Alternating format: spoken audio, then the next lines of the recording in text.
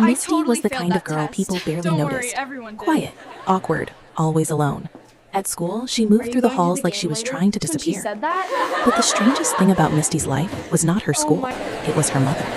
Ever since she was little, Misty knew her mom was hiding something. Whenever her mom was working, the whole house had to stay silent. No questions, no interruptions, no mistakes. Then, one night, Misty found out why. Hidden inside a secret cabinet were police files, a badge, a radio, a weapon, and disguise gear. That was the moment she realized her mother had been living a secret life the whole time. At school, things were starting to change too. Misty had begun getting closer to Finn, a boy who was nothing like her. He was warm, funny, easy to talk to, and one of the only people who could actually make her smile.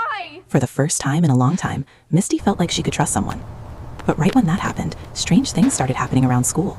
Students were getting sick, an old building behind the campus was always locked, teachers acted nervous, and mysterious trucks kept showing up late at night. Then, a new female staff member appeared at school. At first, she seemed normal, but Misty quickly realized something was very wrong. It was her mother. She was undercover inside the school, secretly investigating something.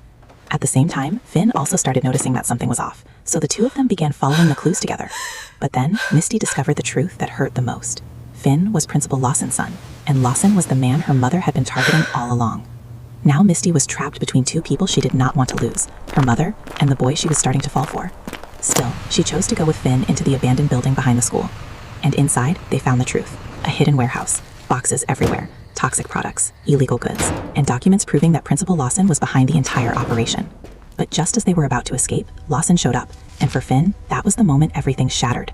The man standing in front of him was not the father he believed in. He was the reason all of this was happening.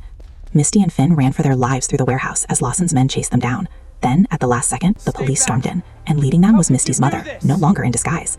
Lawson was finally arrested. Finn could only stand there and watch his father being led away in handcuffs. And Misty finally understood something she had never fully seen before. Her mother had never stopped protecting her. She had just been doing it in the hardest, coldest way she knew. By the end of it all, Misty was no longer the girl hiding in the background. For the first time, she had stepped out of her own shadow.